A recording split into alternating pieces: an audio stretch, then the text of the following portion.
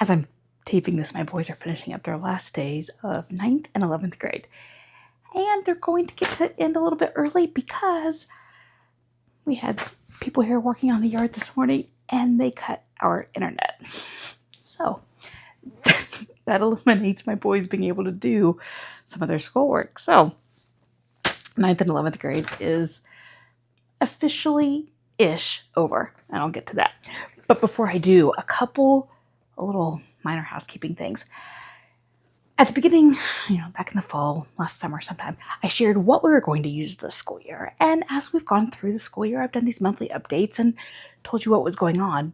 But I've not done a real wrap-up of, hey, what did we use and what worked and what didn't? So the next couple of videos will be what we loved and didn't love about 9th grade and 11th grade curriculum and just some things in general. So be on the lookout for those. Second housekeeping thing, if you are not already on my email list, and if you don't know, I've got one, I email out a couple of times a week. We are getting ready to start a summer series where every Friday you'll get an email that has a couple of recipe ideas, maybe a show to watch or a book to read, activities, all kinds of ideas for you to add to your summer, but are simple, low prep things that are not going to overwhelm your summer. If you're interested, the link is down below. It's over on my blog. You'll pop over there and then scroll down just a wee bit and you'll see a sign up form. So I would love to have you. First big thing in our May was that my daughter graduated college. I am so ridiculously proud. Yes, I'm glad that she made that achievement, something that she wanted. But my goodness, I got to talk to some of her professors and one of her mentors and lots of people who knew her, and just hear how much they loved her and appreciated who she was as a person, not just what kind of a student she was, but like who she was. And yeah, you know what? It's pretty cool seeing your children grow up and hearing the people who were in her life as an adult and only know her as an adult, what they have to say about her. It was pretty neat. She's starting a full-time job here in a couple of weeks, and then she'll also start grad school in the fall. She's staying at where she did her undergrad. So when I started this channel, she was in 6th grade, and it's been a long time. I know there are a few of you who've been around for a while. I would love to know how long you've been watching me, whether you've been around a short time or a long time. Let me know. Next up is Benjamin. He is my 11th grader. And the beginning of the month started with him finishing Math 142 through the Arizona State and Crash Courses Study Hall collaboration. This turned out to be a really good program. I was a little nervous. For one thing, it was a college semester course, but in 7 weeks. So I didn't know how that would be. I am so glad that we finished his physics before he started this.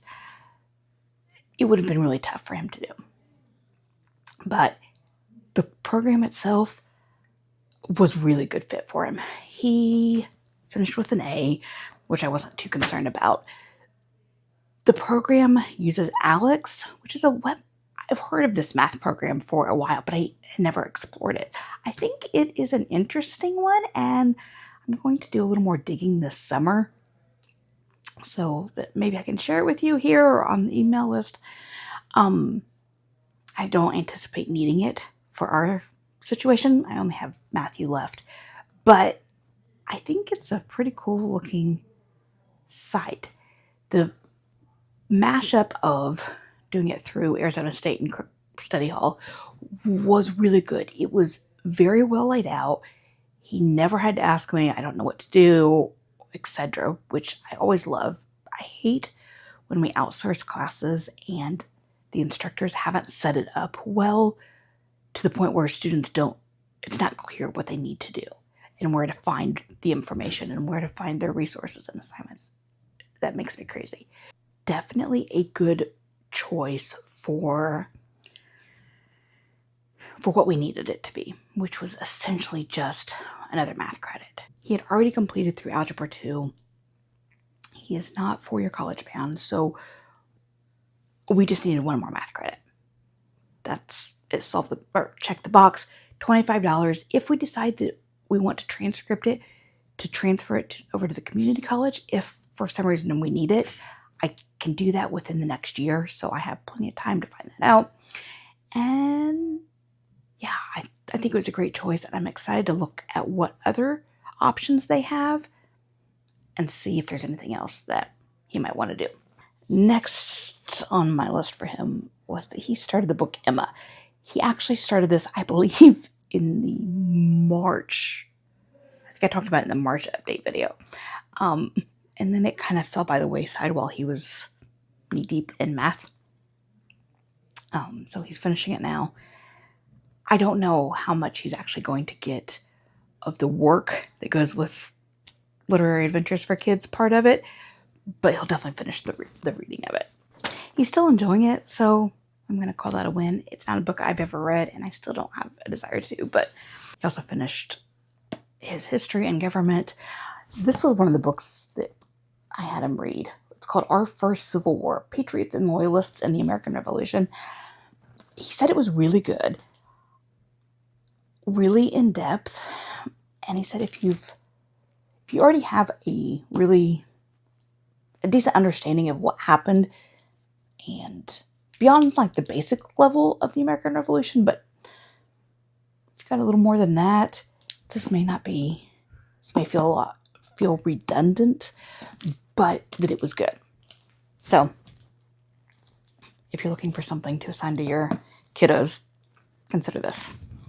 And the last thing that he is doing, and he was supposed to be finishing it up today, but the internet, is a project for architecture. We did an architecture elective for him this year, and not a here's how to be an architect or here's how to draw architecture designs or anything. It was specifically with the bent of architecture as a fine art. And it has been a highlight. It was only going to be a one semester course, but he loved it so much that we decided to go ahead and make it a full 1-year credit course. But the last thing I had him do, he started this back at the beginning of the semester, but his wrap-up final project, I gave him a list of cities around the world that had a lot of great architecture. And I said, choose one of these. He said, can I choose my hometown? Without giving it away. Though, if you know anything about architecture, you may already know. It is a small town, but we're small-ish. But we're known around the world, really, for our architecture. And I was excited for him to do this. So I gave him some things that he had to do, so many buildings he had to look at and research them, interesting facts, etc. I also had him research information about the town, and we had a couple primary donors for the architecture, and so he had to research about them. And then when we were home for Elizabeth's graduation, he and my father-in-law went around town and took some pictures of the buildings, him at the buildings, etc. And it was really fun. He's creating a PowerPoint presentation, Google Slides, and I'm excited for him to present it to me tomorrow. Matthew, he is definitely going to carry a few subjects into the summer, and that's why I said we're done-ish.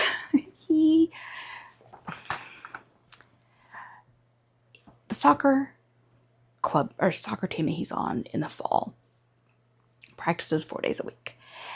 So 4 afternoons a week specifically. So between starting high school, a co-op that met a full every Monday here that took out his day, and soccer, which meant we had to cut our school days short in the fall.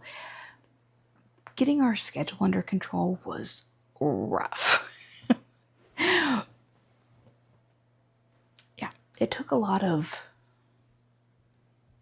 took a different level of practice and whatever that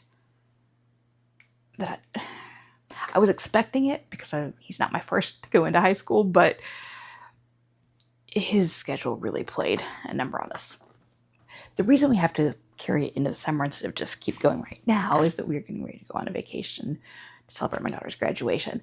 So when we come back, we will have him start working on finishing up the remaining things. In his German, he has 3 more weeks, which, working at a more slower pace, may end up being 4 or 5 weeks. We'll see. His class is self-paced, so he doesn't have set times, and then he meets once a week with the German teacher. So we will definitely keep up meeting weekly, even once we are finished with this unit. I don't know if we'll start German 2 or how we're going to do that, but we will definitely keep him meeting with her most weeks of the summer. The other thing he really needs, or he wants to finish, is his geometry. We finished 9 of the 12 chapters, so 75%. I would feel good about ending it now, mostly, or maybe a little bit more. He really wants to go ahead and finish the remaining chapters. But of course, we're going to do this at a reduced pace. He's not going to sit down and work on it an hour a day like he has been. We don't need to do that. It'll be fine. But he really does want to continue it. So we'll finish that into the school year.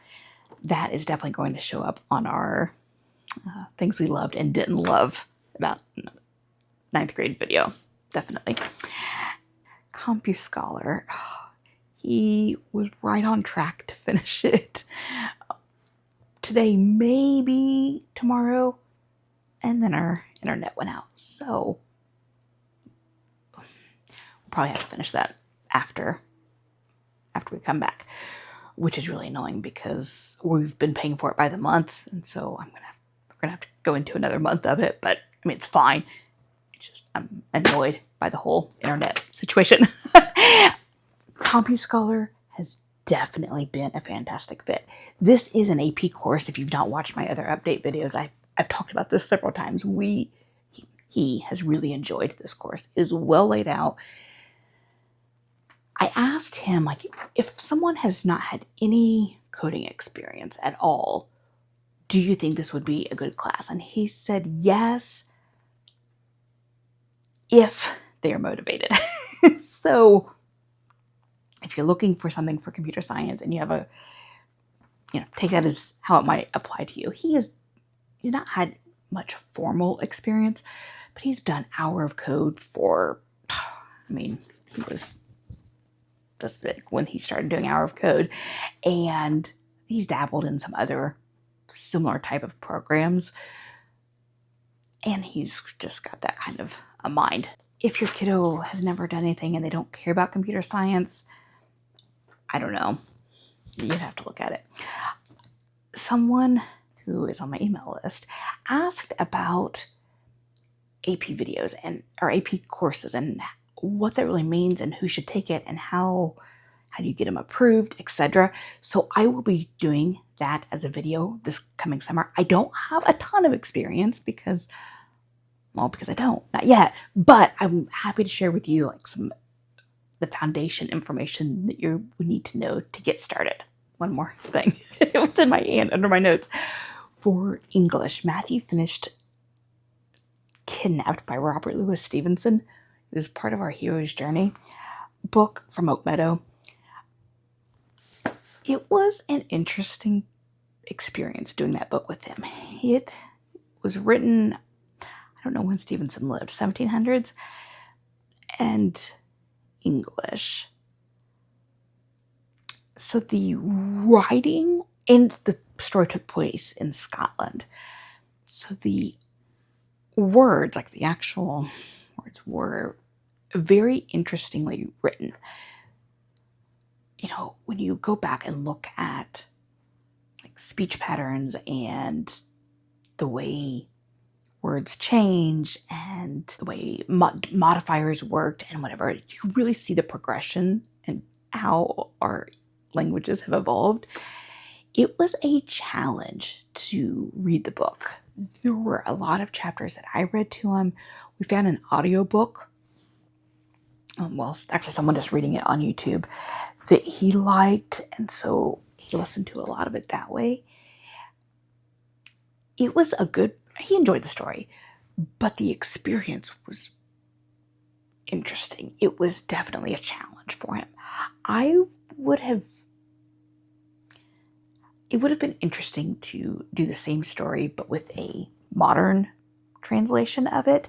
I think he would have enjoyed it a lot more because he spent so much time trying to understand what was going on. He couldn't just sit back and enjoy the story. Yeah, it was good, but that was a challenging book. Far more challenging than I thought. Last thing for him is that I have been having him read a poem most days from this book called Poetry 180 by Billy Collins.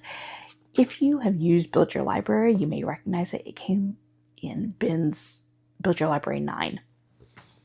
And Ben really enjoyed the poems in it, which surprised me because, I don't know, we've not done a lot of poetry, and when we have, it's had mixed reception. But Ben loved it. So when Matthew started 9th grade, I grabbed this out and had him do it too. It didn't tie into anything other than reading it for the experience.